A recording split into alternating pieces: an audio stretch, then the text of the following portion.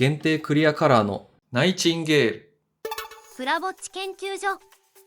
皆さんこんにちは。プラぼっち研究所の所長です。限定ガンプラ組む。限定とは言ってもガンダムベース限定っていうだけで、結構普通に手に入るやつなんですけど、今回作成していくキットはこちら。でかすぎ。ハイグレードナイチンゲールクリアカラーバージョンです。発売日は2025年8月で価格は8800円です。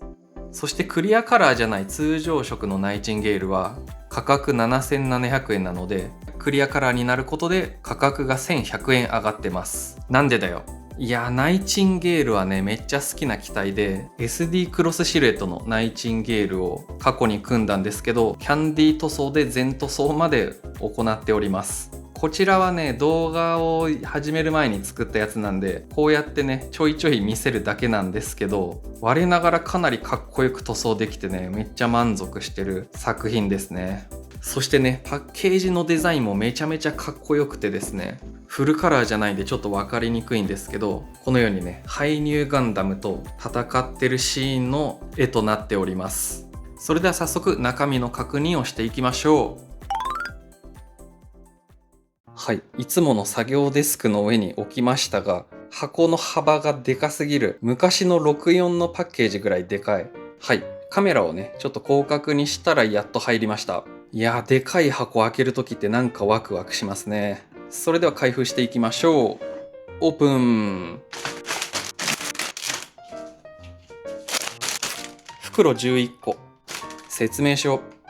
は元の通常カラーと同じものが入っております。カラフルで見やすい。ランナーも机の上に全部出してみました。ランナーは全部で20枚。物量は結構大きいんですけど、このようにですね、一つ一つのパーツが結構でかいので、パーツ数としては昔のマスターグレードぐらいの感じですかね。そしてシール類は2枚入っておりまして、カメラアイとかを保管する用のホイールシールと、こちらの紋章とかのテトロンシールですね。こちらよく見ると結構余白が出ないようにもともと切り取られてるんで、私いつもね結構余白切り取って貼るんですけど、これだったらそのまま貼っても余白が悪目立ちしにくそうでいいですね。そして今回はクリアカラーバージョンなので、目玉は何といってもこちらの外装の赤いクリアパーツ。こちらよく見るとですね、大部分は艶消しなマットな感じのクリアなんですけど、ところどころね、こういう光沢感のある、艶感のあるクリアになっている部分もあります。そしてですね、こちらハイグレードなんですけど、見てください。ちょっとパーツ裏側から見た方がいいですね。このようにですね、結構裏に細かなディティール入ってるんですよ。こちら通常カラーのバージョンだと、裏にディティールあっても組み立てたら見えませんからね。やっぱりクリアカラーはね、こういう裏ディティールが表からも楽しめるっていうのが一つの魅力になってきますね。そしてこちら、セミエビじゃないですよ。ナイチンゲールの後ろのスカート部分なんですけど、すごい一つのランナーに一つのパーツだけがボチーンとついてます。これはいかつい。そしてもちろんこちらのスカートもね、かなり細かいディティールが入ってます。やっぱりね、もともと人気のある機体なだけあって、バンダイさんも相当気合い入れて作ってるのが感じられますね。そしてね、やっぱりちょっとこう、艶消しマットな感じなので、若干この裏面にあるディティールが表からだとちょっと見えづらいですね。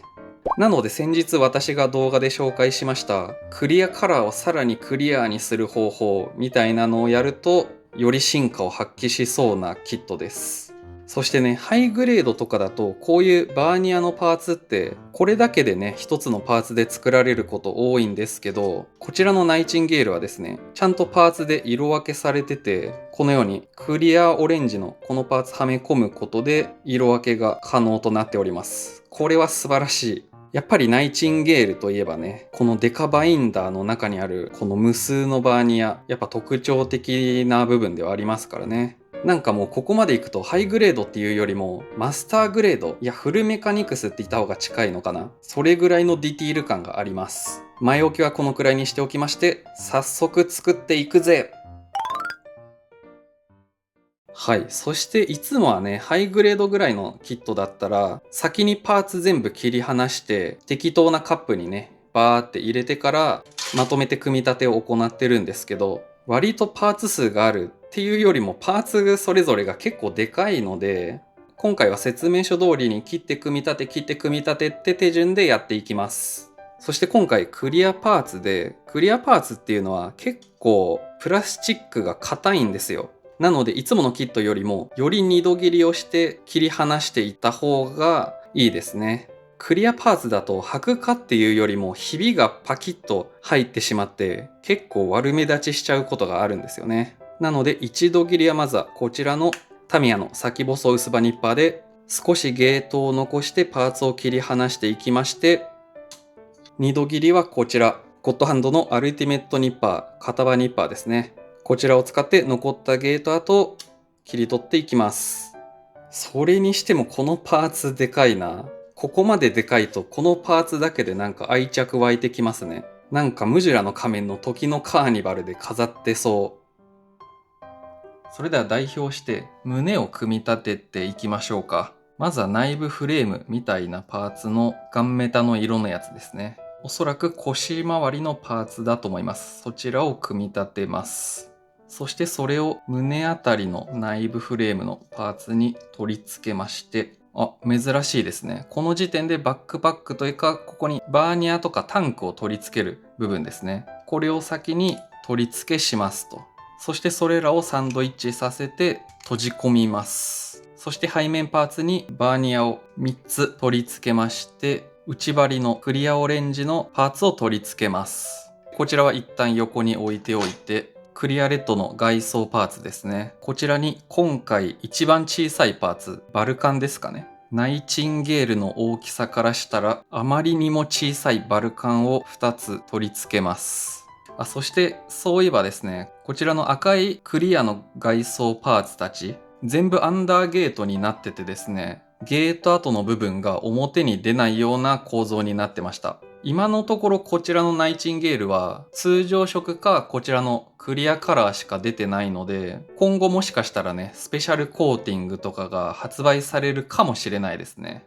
いやー、楽しみではありますけど、元のキットが7700円とかなんでね、スペシャルコーティングとか出たら2万ぐらいしちゃいそうですね。はい。そしてこちらメガ粒子砲ですかね。メガ粒子砲のところに動力パイプみたいなのを2つ取り付けまして、先ほどのバルカンをつけたパーツに取り付けます。それを先ほど組み立てた内部フレームパーツにドッキングさせます。そして腕パーツの受けの部分を取り付けまして、外装パーツで固定させます。反対側も。そして首元の内装パーツと外装パーツを合わせまして、首を取り付けた後にかぶせるようにしてかぶせます。そしてダクト部分を取り付けまして、このパーツがもしかしたら一番小さいパーツかもしれないですね。バルカンの大きさといい勝負です。プロペラントタンクを3つ作りまして、背面に取り付けたらナイチンゲールの胸部完成です。おまけに頭部パーツの組み立てもお届けします。何のおまけかわかんないですけど。まずは外装パーツに内部フレームのパーツを取り付けるんですが、いけました。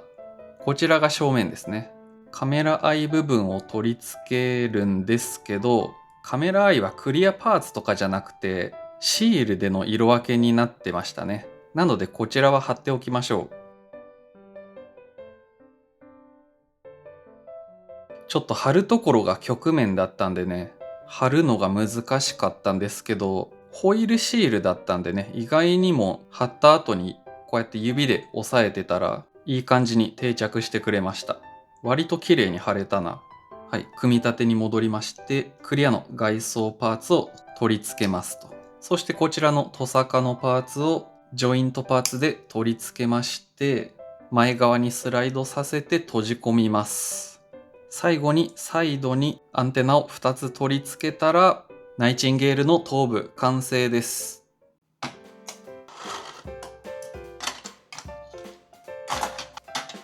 はい。てな感じで各部位組み立ててきました。ちょっとカメラの画角に収めようと頑張って置いたんですけど、全然収まりきらなかったですね。もう少しカメラ引いとくべきでしたね。それではね、組み立てる前に各部位をアップで見ていきましょう。まずは頭部パーツ。やっぱりこの他のモビルスーツにはない流線形のこの形めっちゃかっこいいですよね。あとはこうやってね、頭部パーツが開閉するギミックとかもあって、触っていてもめっちゃ楽しいです。こちらのカメラアイのパーツもちょっと硬いですが回転させることができます。なんかこれだけで深海魚っていうか魚みたいにも見えますね。非常にこのデザイン好きです。はい、続いて胸部。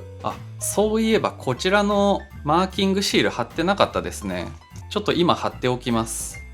はい、マーキングシール貼ってきました。なんかこうめちゃめちゃ空気抵抗受けなさそうな見た目してます。そして胸部の下の部分には開閉ギミックがありまして、ここからメガ粒子砲を撃つことができます。危ないのでね、閉じておきましょう。そしてね、外装の至るところにこうやって穴が開いてて、中の内部パーツが露出するような形となっております。こういうデザインいいですよね。続いて腕部。特徴的なのはこの関節部分ですね。こう布やビニールをくしゃくしゃっとやったような、ちょっとこれねクリアで見にくいんですけど、内部フレームを隠すかのような皮膜に包まれております。パーツ裏にもねこうやってディティールが入ってて、クリアパーツなんでね、表からそれを拝むことができます。続いて腰部。さっきセミエビとかって言ったんですけど、よりぽくなりましたね。そしてこちらめちゃめちゃでかくて、もう手のひらよりも全然でかいです。そしてパーツ色分けも秀逸で、ちゃんとねこういう部分がオレンジになってたり、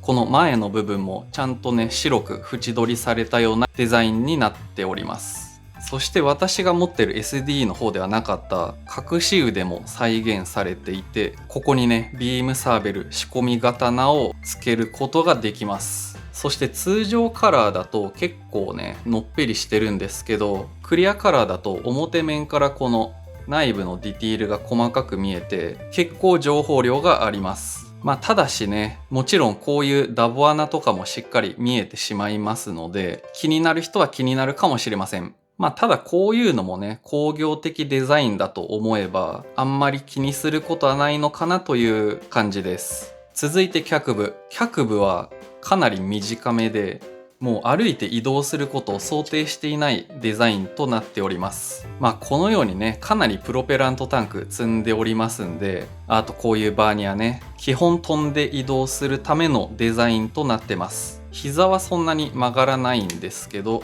つま先部分がそれぞれこのように稼働します。とは言っても、ほんのちょこっとだけですけどね。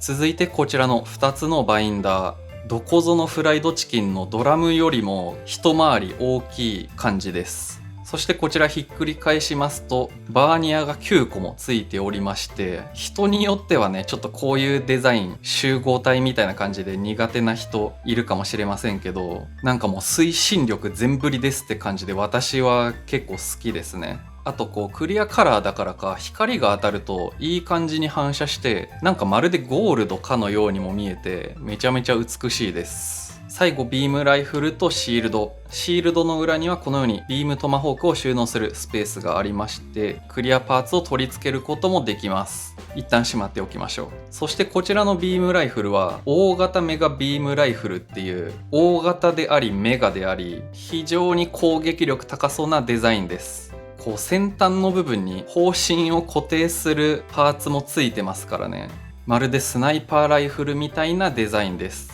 はい。ということで合体させていきましょう。まずは胸部に腕部パーツを取り付け、そしてバインダーのパーツを両側に取り付け、続いて腰部に脚部を取り付け、そして上半身と下半身をボチーン、頭部を取り付けて、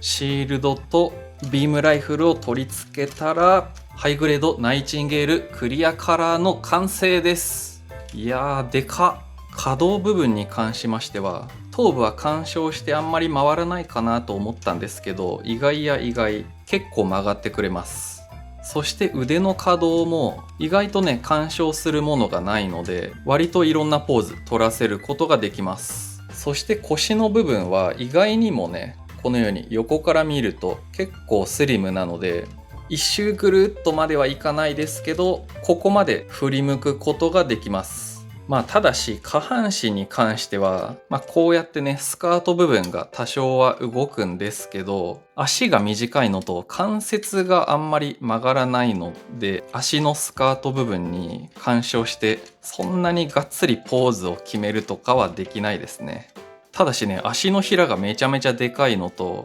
後ろのスカート部分にもスタンドがついているので、想像の通り安定感は半端ないです。そして他のハイグレードのガンプラと比較してみると、すいません、144分の1のハイニューガンダムはちょっと持っていないので、代わりにこちらのハイグレードのジムくんと大きさ比較するんですけど、横から見るとこんな感じ。もう大人と子供、大人というかもう化け物と子供ですね。もともとこのジムが小さいっていうのもあるんですけど、それ抜きにしても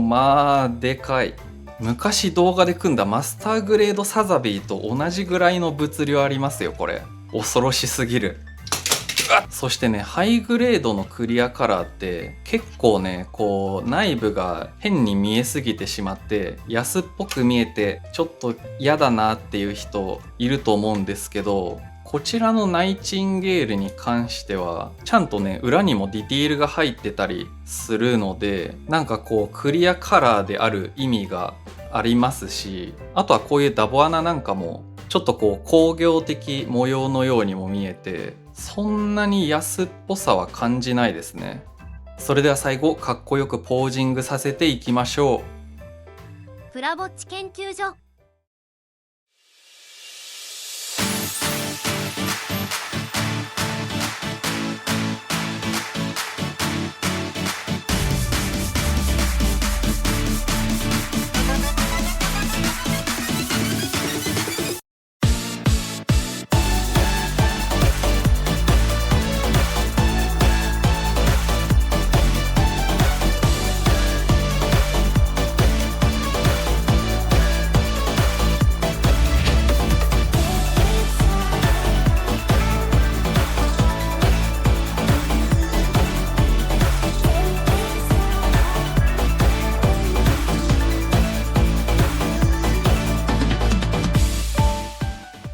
はい、いかがでしたでしょうか。ちょっとね、今まで組んだキットの中で一番大きいやつでして、回転台座のね後ろに貼ってる黒幕あるじゃないですか。あれからちょっとはみ出してしまいましたね。あの黒い背景のやつは暗黒布大黒門っていう老舗の高級和菓子みたいな名前なんですけど、ちょっと今後またこういう大きいキットやると思うんで、大黒門もう一つ用意した方がいいかもしれないですね。そしてキットの話に戻りますが、ハイグレードナイチンゲールやっぱり人気な機体なだけあって、なかなかね店頭でお見かけすることないと思いますが、クリアカラーであれば意外とねガンダムベースに行くと売ってたりします。うわー、ナイチンゲール欲しいけど通常カラーないのか、クリアカラーしかないのかよってね思う人いるかもしれないですけど、むしろこのナイチンゲールのクリアカラーかなりかっこいいですよ。今回の動画でその魅力が十分に伝わったかはちょっとわからないですけど、お見かけの際にはぜひ皆さんにもね組んでみてほしいです。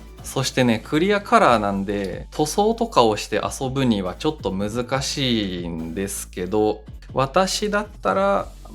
今がねちょっとこう艶消しというか半光沢みたいな感じになってるんですけど、これにね光沢のトップコートやって研磨してツルツルにしたり、あとは裏地にシルバーの塗装をやってメカニカルコアメッキみたいな感じにしてもかっこいいかなと思います。ちなみにこれはハイグレードなんで144分の1なんですけど、さらに巨大な100分の1のリボン100のナイチンゲールも存在するので、ちょっとそちらと並べて比べてみたいですね。ただハイグレードでもこの大きさ、高さはいいんですけど、この横幅と奥行きが凄まじいんで、ちょっと